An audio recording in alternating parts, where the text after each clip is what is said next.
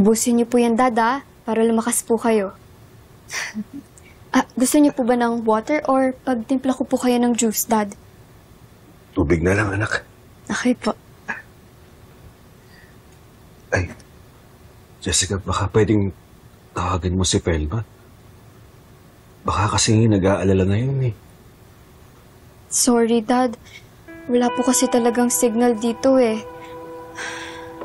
Sa labas pa po, medyo malayo. But don't worry, dadalo naman po sila dito next week. Sabi ng mami mo. I was there po when she called Tita Felma. Ibig mo sabihin, nagsasabi ng totoo si Hazel? Opo, Dad. Nagbago na po si Mommy. Alam niyo po ba, kahit tulog kayo, I even catch her just looking at you.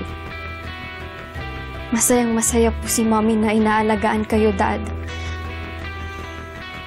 I even catch her just talking to you while you sleep. Lagi po siyang nagsusorry. Kaya po, I'm thinking na maybe we can be a family again.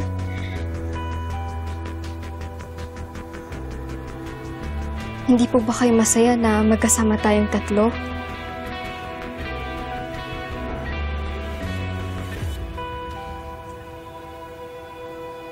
Siyempre, pag kasama kita,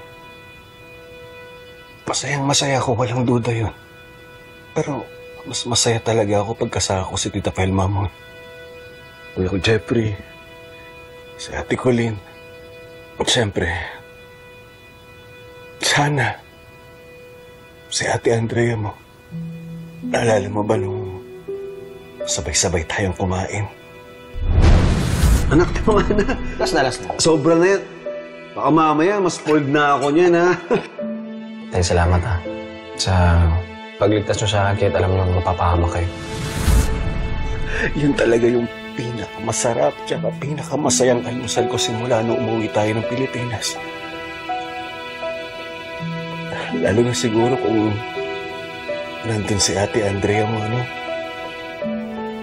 Nagkataon buo na yung pamilya ko. Hindi niyo po ba naiisip na tayong tatlo ni Mommy ang buong pamilya? Anak. Sorry, pero di talaga eh. Di mo nagparamdam sa akin na pamilya ko sila. Sila Tita Pelma mo, Kuya Jeffrey, si Ate Andrea, si Ate Colleen. Siyempre ikaw. Kaya nga, gusto ko na talagang gumaling na ako eh. Para maasikaso ko na yung annulment namin ni Hazel.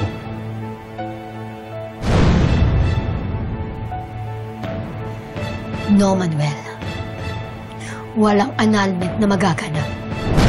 Wala.